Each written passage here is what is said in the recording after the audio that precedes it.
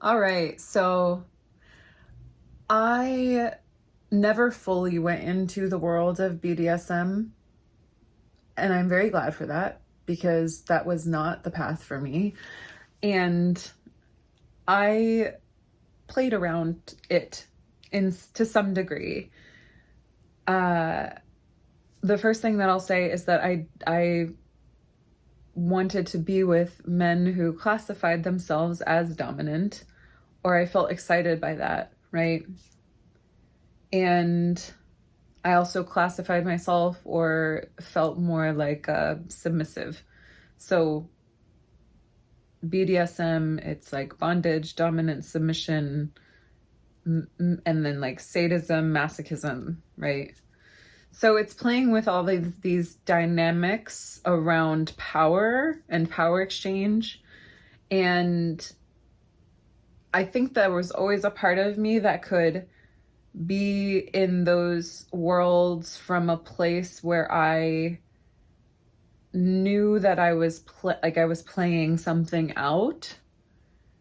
But I gotta tell y'all, I'm so glad that I'm so glad I'm not in that anymore. And what I realize now is that I used to have such an issue with the idea of obedience and subservience and submission to God. But I sought out to be obedient and submissive and subservient to a mortal man who was dominant with me.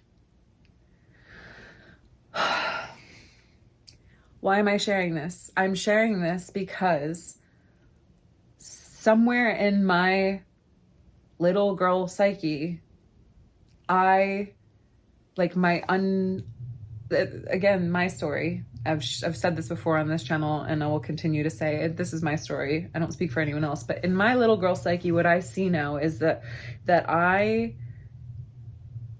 hadn't reached a level of like maturation where I could, with like a spine, give my submission and my subservience to God and my obedience to God.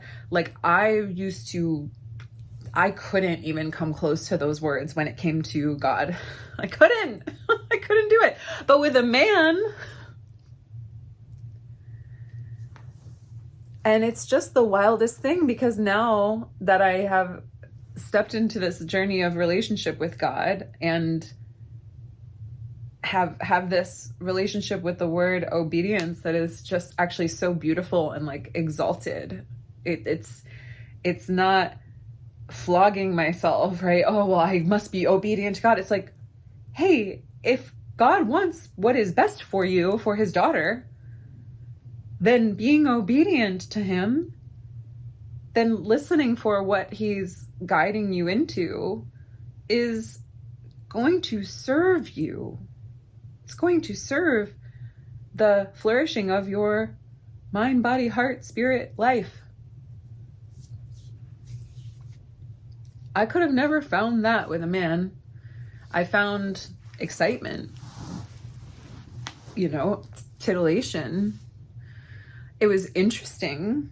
I look back, I'm like, okay, there was something that was compelling to me on a multitude of levels. The exploration of these different sort of archetypal exchanges, right? But I didn't, even though I could be in that kind of space, in like a BDSM space,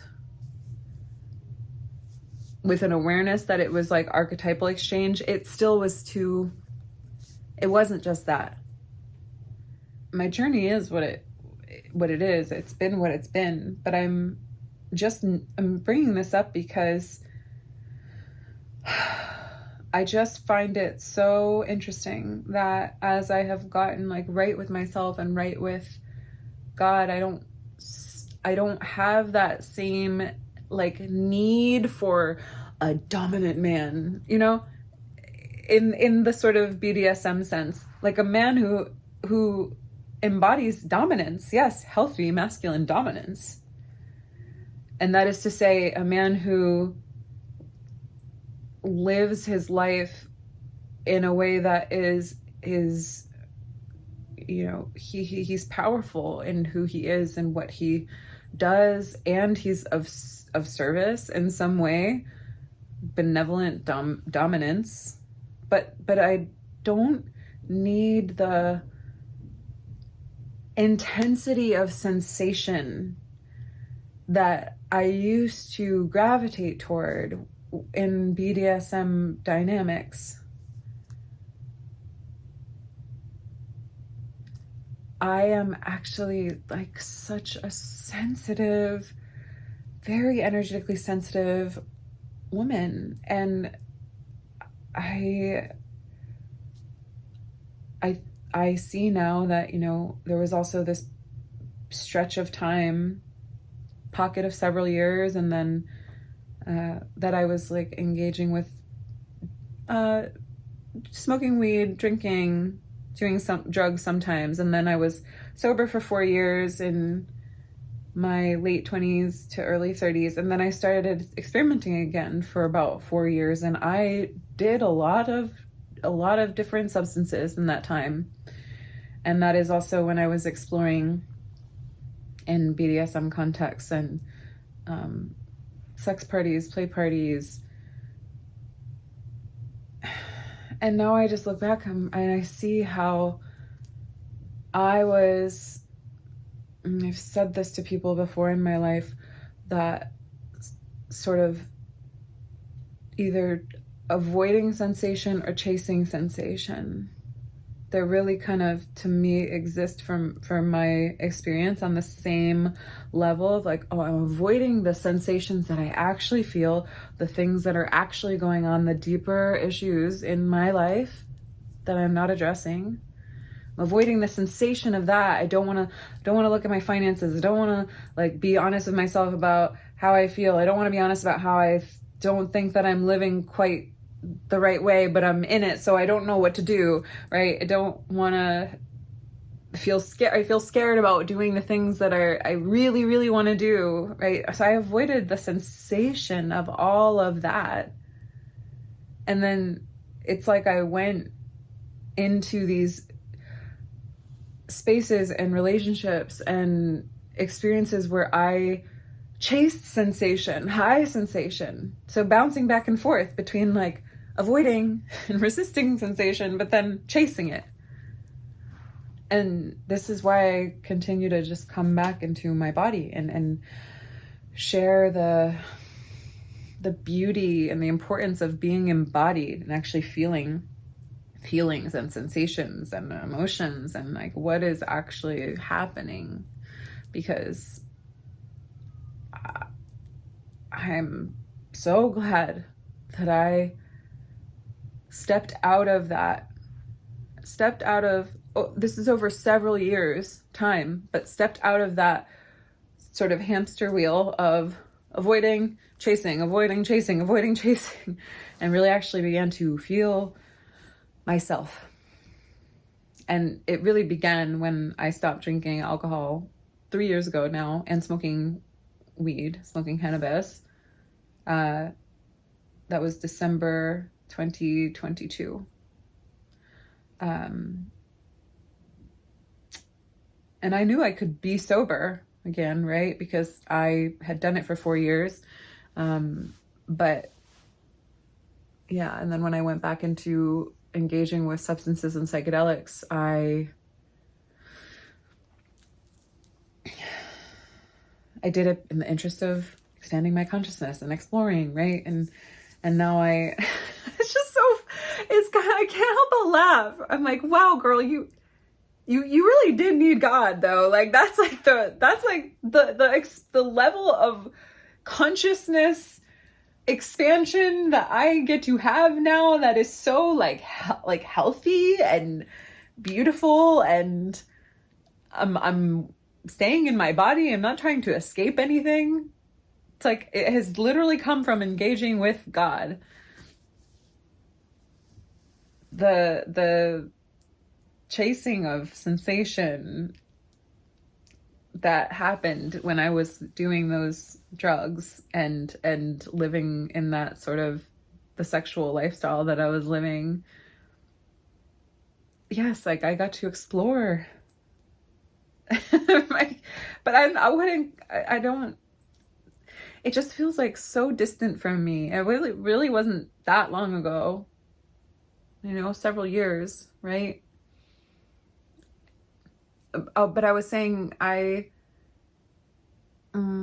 stopped drinking and smoking cannabis and cigarettes. It's also in denial about smoking cigarettes 3 years ago. And then I stopped everything else a year and a half ago. I had every once in a while done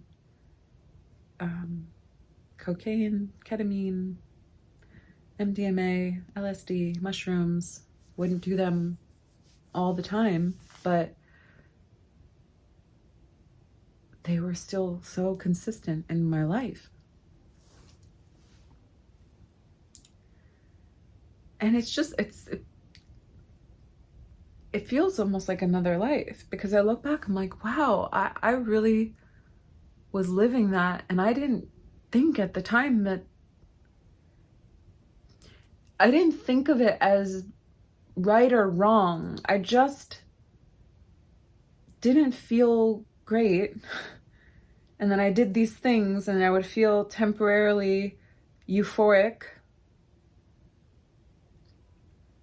But, when it came to the substances and the sex,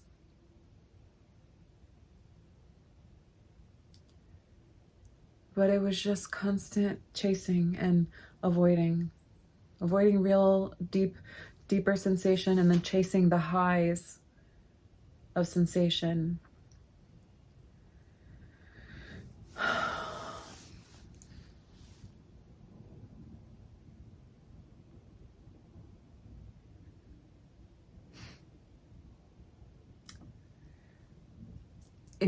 I'm probably gonna talk about this. Well, I am gonna talk about this in a video, but I chose this sort of subtitle for my YouTube channel as Ecstatic Living and Devotional Arts. There's much for me to speak on about what those things are, how I define them. But I'll just say right now, the idea of ecstatic living, like ecstatic meaning ecstasy, okay?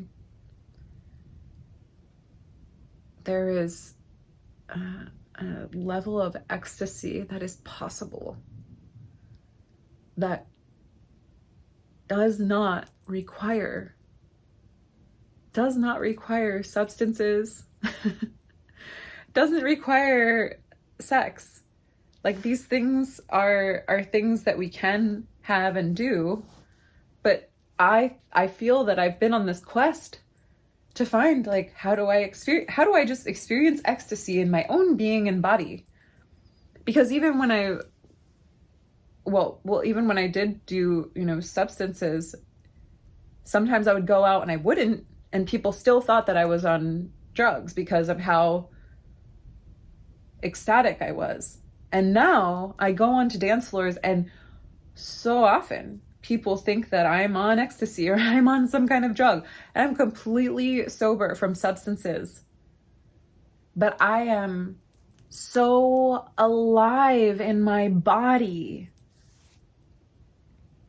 And I wonder now if, praise God, it's like God will use all things for good. If I really, went on that journey to ultimately discover that I wasn't going to find the answer in all these different substances and sexual dynamics and wild, kind of lifestyle, that I didn't need all of that to feel and experience true ecstasy in my body. There's so much that I will still continue to unpack in all of this, but this is part of the reason I'm making these video diaries, is even just for myself to speak it out and, hear if any of you have anything that strikes you about what I say, or if you have questions about what I say. Because, yeah, there's a lot to talk about here. And I will just say that I feel so glad.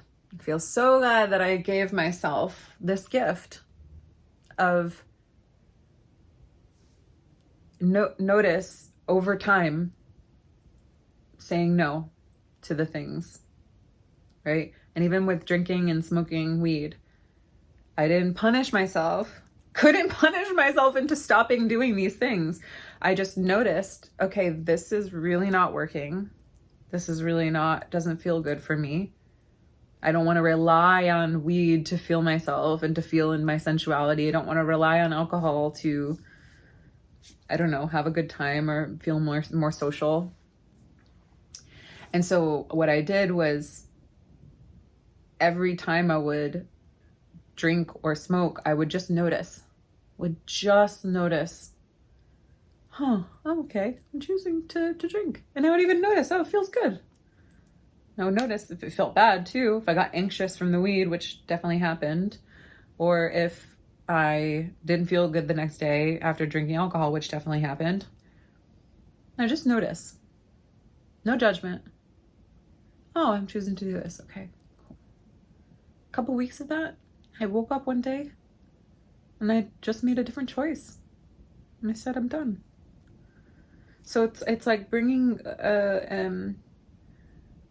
awareness of what one's actions are, the habits, just bringing attention and awareness, not judgment, because it's like so many of us have got little rebels in us. If we even judge and come in, oh, you're not supposed to be doing that. No, well, F you. I'm going to do it anyway, you know?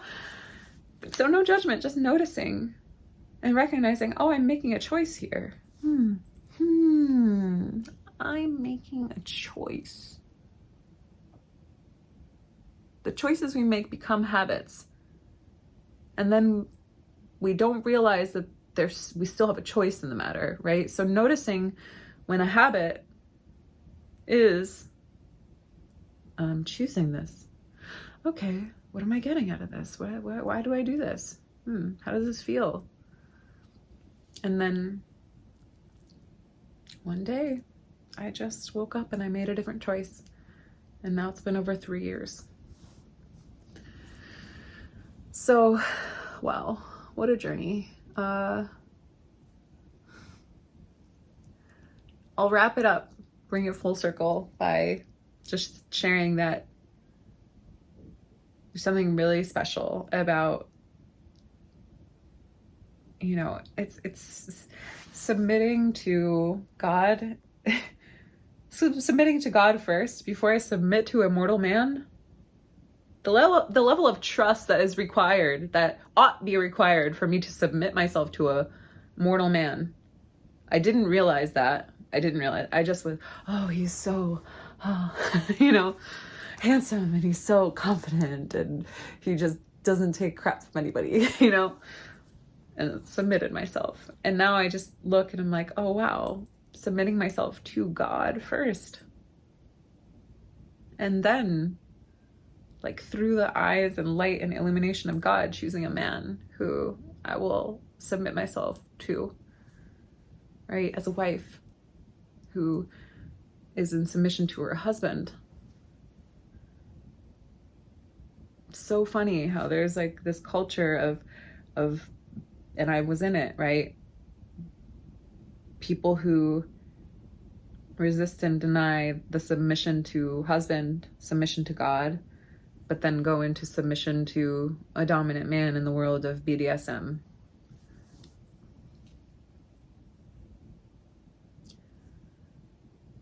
And everybody's journey is their own. I do feel that for myself, on some level, this was untangling stuff from my childhood and from my little girl psyche. And so I have compassion for people who are on that journey for themselves. And then maybe for some people, that's just really the life that they feel good about and they want to live. Okay, I'm not here to tell other people how to live, right? But to illuminate my story and share, because I know that if I'm went through this experience and this journey. I'm far from the only one. So, okay, I feel we'll stop there today. My video diaries can kind of go windy, but it feels good to just share. And thank you for those of you who are listening. And here we go. More to come.